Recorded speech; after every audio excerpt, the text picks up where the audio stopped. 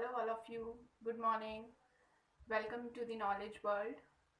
Uh, Today, we will study about the asexual reproduction that you can see here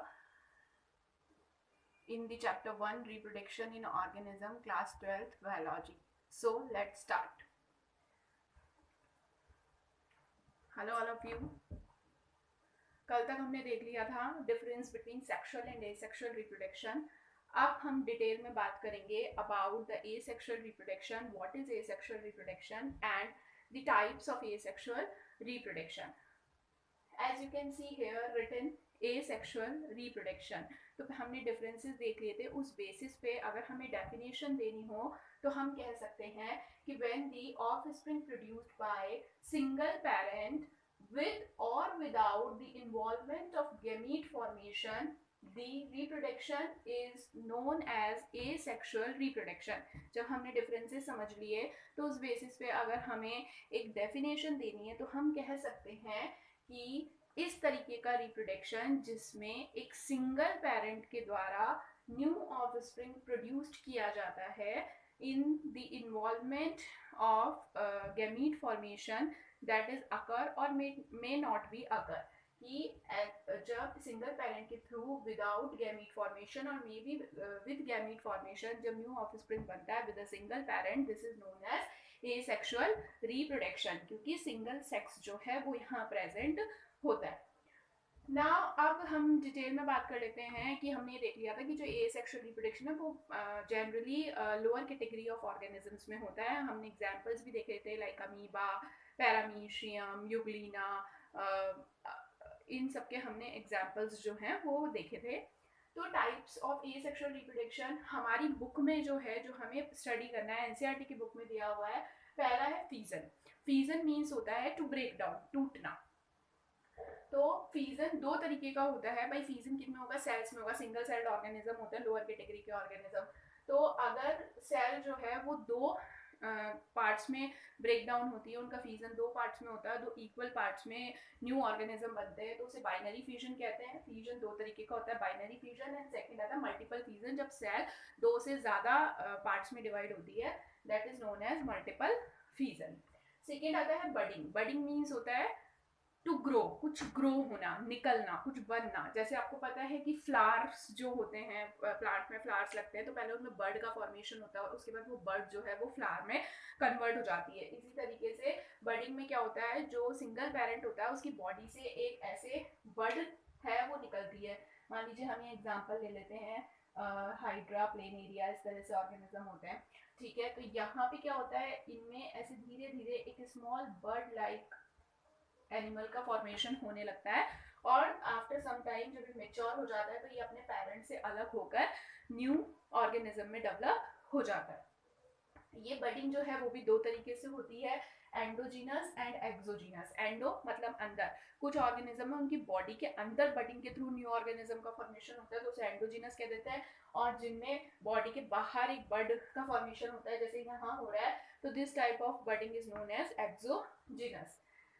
third type of asexual reproduction है spore formation. देखो हमने 11th में बहुत सारे spores पढ़े थे, एल्गी में बनते हैं, फंजाई में बनते हैं, लेकिन अभी हमें यहाँ पर दो ही स्पोर्स के बारे में बता रखा है, जू स्पोर्स और कोनिडिया, तो हम उसी के बारे में बात करेंगे.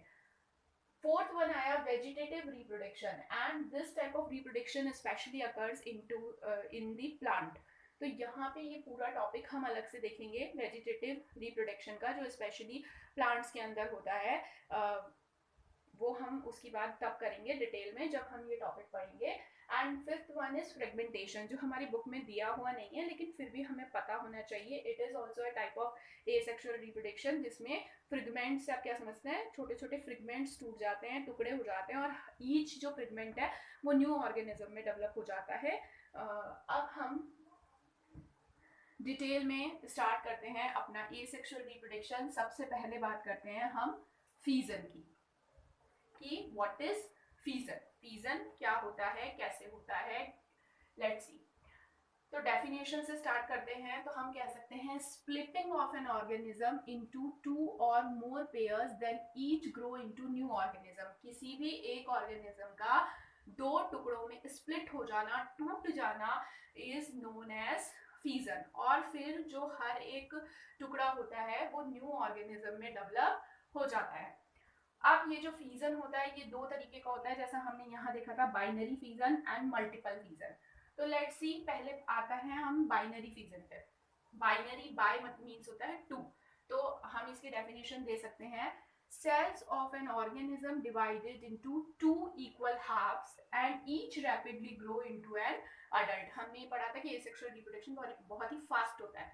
तो यहाँ पे नाम से ही समझ में आ रहा है कि जो सेल है किसी भी सिंगल सेल्ड ऑर्गेनिज्म की, वो क्या होती है, two halves, two equal halves में डिवाइड हो जाती है, और हर जो इक्वल हाफ होता है वो रैपिडली ग्रो करता है और नए ऑर्गेनिज्म में कन्वर्ट हो जाता है। अब ये जो बाइनरी फ्यूजन का प्रोसेस होता है ये दो तरीके से होता है।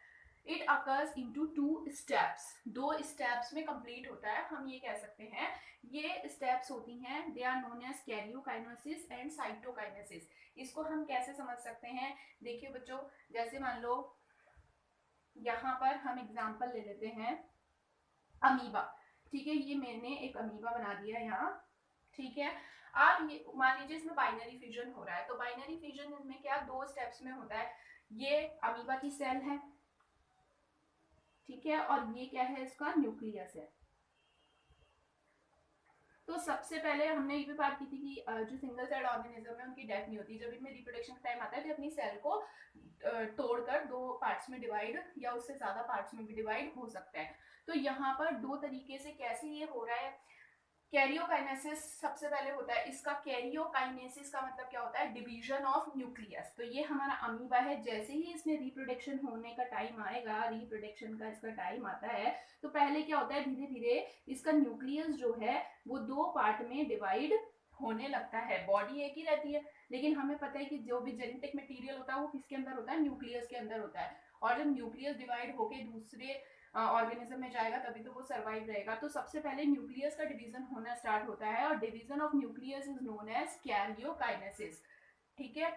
उसके बाद जब कंप्लीट हो जाता है इसका न्यूक्लियस का डिवीजन, तो धीरे धीरे फिर क्या होता है, सेल का डिवीजन होना स्टार्ट होता है, सेकेंड प्रोसेस होनी स्टार्ट होती है जिसे हम कहते हैं साइटोकाइनेसिस। इसमें क्या होता है, डिवीजन ऑफ साइटोप्लाज्म। साइटोप्लाज्म क्या होता है भाई, ये सेल है, सेल के अंदर जो लिक्विड होता है that is known as cytoplasm. आप सबको पता है, हमने 11th में पढ़ा था।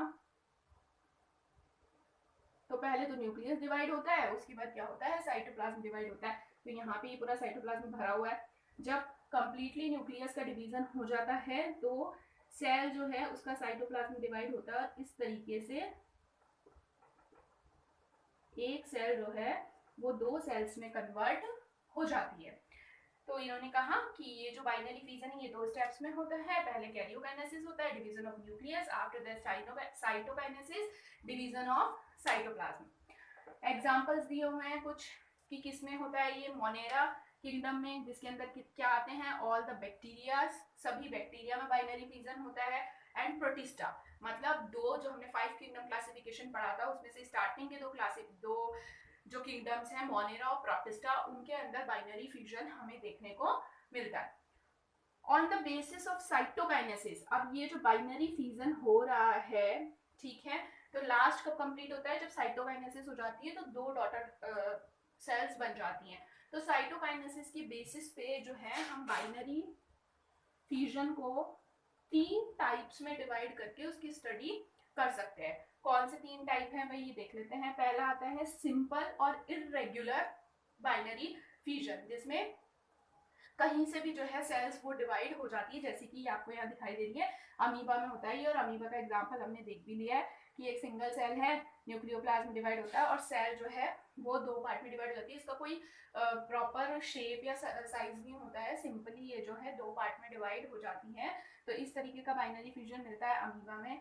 सेकेंड आता है ट्रांसवर्स बाइनरी फ्यूजन, जिसमें एक पर्टिकुलर जगह से ही जो है बाइनरी फ्यूजन होता है और सेल दो पार्ट्स में टूट जाती है। ऐसा जो बाइनरी फ्यूजन है ये मिलता है हमें पैरामीशियम में। प्रोटिस्ट होता है पैरामीशियम, हमने पढ़ा था। तो ट्रांसवर्स का मतलब है बिल्कुल एक बीच में से ऐसा कट होता है और सेल दो पार्ट्स में डिवाइड हो जाती है। लॉन्गिट्यूडनल बाइनरी फ्यूजन, लॉन्गिट्यूडनल मतलब लंबा, तो लॉन्गिट्यूडनल बाइनरी फ्यूजन एक सेल जो है वो बीच में से कन्वर्ट होती है, लंबा डिवीजन होता है, स्प्लिटिंग ऑफ सेल्स होती है, और 2 ऑर्गेनिजम्स बन जाते हैं। और ऐसा जो डिवीजन है ये मिलता है यूग्लिना में। ओके,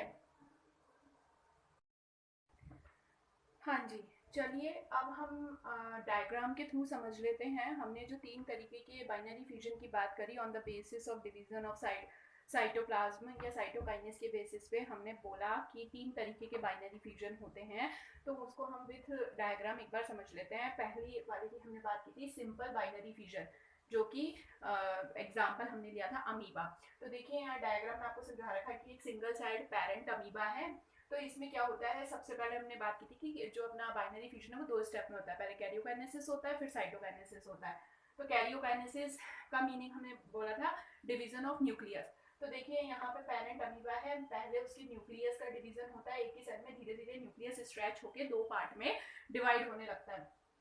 उसके बाद आगे के स्टेप में चलते हैं तो न्यूक्लियस जो है पूरी तरह से सेपरेट हो गया है। और जैसे ही न्यूक्लियस सेपरेट होता है तुरंत जो सेल है वो सेपरेशन करना स्टार्ट कर देती है, उसके बीच में ग्रूव बनने लगता है। और ये कहीं से भी हो सकता है, मतलब ऊपर से, नीचे से, ट्रांसवर्सली, लॉन्गिट्यूडनली। तो इसलिए इसे इरेगुलर भी कहते हैं। और आफ्टर सम टाइम जो अमीबा है वो 2 डॉटर अमीबा या डॉटर सेल में टूट जाता है और इस तरह से 2 ऑर्गेनिजम्स बन जाते हैं। Second type of binary fusion हमने देखा था ट्रांसवर्स बाइनरी फ्यूजन, जिसका एग्जांपल था किसमें होता है, पैरामीशियम में होता है। तो आपको पता है पैरामीशियम इज अ प्रोटिस्ट, इस तरीके का दिखाई देता है, शू की शेप का दिखाई देता है, ये इस तरीके का होता है। देखो पैरामीशियम में एक इंपॉर्टेंट चीज होती है, paramecium has 2 nucleus, macro nucleus एक बड़ा न्यूक्लियस होता है, उसके पास ही छोटा सा माइक्रो न्यूक्लियस होता है। तो जब डिवीजन स्टार्ट होता है तो दोनों न्यूक्लियस में साथ में होता है। As you can see here, पहले ये यहाँ पे न्यूक्लियस डिवाइड हो रहा है, कैरियोकाइनेसिस होता है, स्ट्रेच होने लगता है। आफ्टर सम टाइम क्या होता है, न्यूक्लियस पूरी तरह से डिवाइड हो जाता है। यहाँ हमने बोला ट्रांसवर्स, तो यहाँ आप देख सकते हैं कि देखिए डिवीजन जो है वो कैसा हो रहा है, ट्रांसवर्स शेप में हो रहा है, इसलिए इसको हमने ट्रांसवर्स बाइनरी फ्यूजन कहा। और ये 2 पार्ट में न्यूक्लियस चला गया, जैसे ही न्यूक्लियस गया बीच में से सेल टूटती है और 2 डॉटर पैरामीशियम यहाँ पर बन जाते हैं। Third type of binary fusion हमने पढ़ा था लॉन्गिट्यूडनल, मतलब लंबा। मैंने आपको बताया था, ये देखो यहाँ यूग्लिना का एग्जांपल दिया हुआ है, उसमें यूग्लिना में होता है। देखिए यूग्लिना है एक, इसमें पहले वही कैरियोकाइनेसिस होना स्टार्ट होता है, न्यूक्लियस डिवीजन होता है, न्यूक्लियस स्ट्रेच होता है, फिर एक लाइन बीच में से बनने लगती है, सेल जो है वो ऐसे लॉन्गिट्यूडनली डिवाइड होने लगती है। न्यूक्लियस ऑलरेडी डिवाइड हो गए, बीच में से इनमें ग्रुप बनता है और इस तरह से 2 डॉटर यूग्लिना का फॉर्मेशन हो जाता है। तो इस तरह बाइनरी फ्यूजन में एक सेल से 2 सेल्स बनते हैं, 2 डॉटर सेल्स बनती हैं। यहाँ हमें ध्यान देने की बात ये है कि नोट आपके एक लिखा हुआ है कि for unicellular organism this type of cell division reproduction occur. Only जो यूनिसेलुलर ऑर्गेनिजम्स होते हैं उनमें इस तरीके का रिप्रोडक्शन होता है, जिनमें सेल का डिवीजन होता है और एक सेल से 2 सेल्स जो हैं उनका फॉर्मेशन हो जाता है। हमने बात की थी कि फ्यूजन जो है वो 2 तरीके का होता है, बाइनरी फ्यूजन और मल्टीपल फ्यूजन। हम बाइनरी फ्यूजन देख चुके हैं, आप देख लेते हैं कि मल्टीपल फ्यूजन में क्या होता है। यहाँ भी हम देखिए अमीबा का एग्जांपल लेंगे क्योंकि it is a very simple organism. तो let's see what is multiple fusion. नाम से समझ में आ रहा है कि बाइनरी में जब सेल 2 उसमें डिवाइड हुई थी, तो मल्टीपल मतलब 2 से ज़्यादा ऑर्गेनिज्म जो है वो एक बार में यहाँ बनने वाले हैं। देखिए in this type of division cell of organism divides into too many nuclei। जब वहां हमने देखा था बाइनरी फ्यूजन में कि जो न्यूक्लियाई था वो 2 में डिवाइड हो रहा था और उससे 2 ऑर्गेनिज्म बन रहे थे, लेकिन यहाँ इसका नाम ही मल्टीपल फ्यूजन है। तो इसमें क्या है कि जो न्यूक्लियाई है वो बहुत सारे पार्ट्स में डिवाइड हो जाता है एट अ सेम टाइम, एक ही बार में, and each surrounded by small cytoplasm. Her nuclei के पास अपना साइटोप्लाज्म होता है। अब क्या होता है, ये वाली जो कंडीशन होती है मल्टीपल फ्यूजन वाली कंडीशन, देखिए ये दोनों तरीके से अमीबा में या किसी भी ऑर्गेनिज्म में डिवीजन होता है, मल्टीपल भी होता है, बाइनरी भी होता है। बाइनरी हमने देख लिया। अब मल्टीपल फ्यूजन में क्या, बहुत सारे न्यूक्लियाई बन गए और सबने अपना साइटोप्लाज्म अपने पास रखा हुआ है। Now they are known as pseudopodiospores. अब वो सब जो बहुत सारे न्यूक्लियाई बने वो रहते एक ही सेल के अंदर है, वो ऐसे अलग अलग बिखर नहीं जाते हैं। तो वो एक ही सेल के अंदर रहते हैं और गोले गोले छोटे छोटे छोटे छोटे न्यूक्लियाई डिवाइड हो जाते हैं। तो ऐसे न्यूक्लियाई जो एक ही सेल में और बहुत सारे हैं, जब वो ऐसे डिवाइड होके रह जाते हैं तो उन्हें कहा गया स्यूडोपोडियोस्पोर्स। उन्हें क्या नाम दिया गया? स्यूडोपोडियोस्पोर्स। ठीक है। एंड ये जो न्यूक्लियाइज होते हैं, ये क्या होता है, ये मोस्टली अमीबा इस तरीके का रिप्रोडक्शन करता है जब अनफेवरेबल कंडीशन होती है, जब खाना नहीं मिल रहा, जब उनके सर्वाइव करने के लिए सही कंडीशन नहीं होती। तो बाद में क्या होता है, ये जो स्यूडोपोडियोस्पोर्स हैं, ये सब स्यूडोपोडियोस्पोर्स जो है एक स्पेशल तरीके की लेयर से इस तरह से कवर्ड रहते हैं, सराउंड रहते हैं, जिससे क्या हो, ये बाहर का जो हार्श एनवायरनमेंट है उसे सर्वाइव कर पाए। तो all surrounded by 3 layer of cyst, एक 3 लेयर की इस तरीके की कवर से ये कवर्ड रहते हैं। और जब ये 3 लेयर कवर से कवर रहते हैं तो उसे कहते हैं सिस्ट। सिस्ट से ये कवर रहते हैं and the cyst protect them from unfavourable condition. इस सिस्ट का काम क्या होता है कि अनफेवरेबल कंडीशन में ये सिस्ट जो है इन्हें प्रोटेक्ट करने का काम करती है, इन्हें सेफ रखती है। और जैसे ही इनके रिप्रोडक्शन के लिए सही टाइम आता है तो ये सिस्ट जो है वो ब्रेक डाउन हो जाती है और हर जो स्यूडोपोडियोस्पोर्स है वो नए ऑर्गेनिज्म में कन्वर्ट हो जाता है। सी, in favorable conditions cyst break and all pseudopodiospores form into a new organism। Example यहाँ लिया है अमीबा का। अब देखो इसको हम डायग्राम से समझते हैं। मान लीजिए ये हमारा अमीबा है, इसके पास ये न्यूक्लिया है। अब जैसे ही अनफेवरेबल कंडीशन आ रही है या ये पता चल रहा है कि हाँ रिप्रोडक्शन के टाइम है पर कंडीशन जो है वो फेवरेबल नहीं है, तो ये जो सूडोपोडिया क्या होते हैं अमीबा में, देखो इधर भी मुड़ जाता है, वो इधर भी मुड़ जाता है, इधर भी मुड़ जाता है। तो अमीबा में ये जो फूट निकलते हैं ना अजीब अजीब से इधर उधर से, उसे सूडोपोडिया कहते हैं। तो यहाँ पहले एक अमीबा मैंने बनाया विथ सूडोपोडिया, पूरा अमीबा यहाँ बना हुआ है। अब जैसे ही अनफेवरेबल कंडीशन आई तो क्या होता है, इसमें एनसिसमेंट होना स्टार्ट हो जाता है, सिस्ट बननी स्टार्ट हो जाती है। तो ये जो सूडोपोडिया है ये क्या होता है, ये धीरे धीरे सिस्ट में कन्वर्ट होने लग जाते हैं और इस तरह से 3 लेयर्ड सिस्ट का फॉर्मेशन हो जाता है। ये न्यूक्लियस है अमीबा का, ये न्यूक्लियस है, ये न्यूक्लियस है अमीबा का। ठीक है।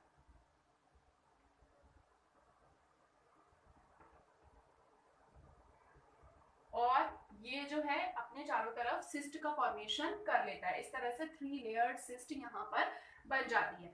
अब उसके बाद अंदर ही अंदर जो है रिप्रोडक्शन का प्रोसेस चल रहा है। अब धीरे धीरे जो हमने बात कही कि सिस्ट के अंदर ही क्या होता है, ये जो न्यूक्लियाई है ये बहुत सारे too many small small nuclei में डिवाइड हो जाता है। As you can see here pseudopodia जो है बहुत सारे छोटे छोटे न्यूक्लियाइज में डिवाइड हो गया और साइटोप्लाज्म तो इसके अंदर है ही। और अब इन स्मॉल स्मॉल न्यूक्लियाई को नाम दिया गया स्यूडोपोडियोस्पोर्स। छोटे छोटे स्पोर्स जैसा लग रहा है ना, ये ऐसे छोटे छोटे स्पोर्स बन गए तो इनको नाम दे दिया स्यूडोपोडियोस्पोर्स। ये अनफेवरेबल कंडीशन में जो है सेफ रहते हैं। अब whenever the amoeba get the favourable condition, जैसे ही फेवरेबल कंडीशन आती है ये सिस्ट जो है ये ब्रेक हो जाती है, सिस्ट ब्रेक्स और हर जो स्यूडोपोडियोस्पोर्स है ये बाहर निकल के आ जाते हैं और each pseudopodiospores formed new amoeba या new organism जिसके अंदर भी ये प्रोसेस हो रहा है। तो इस तरह से मल्टीपल फ्यूजन अमीबा में देखने को मिलता है।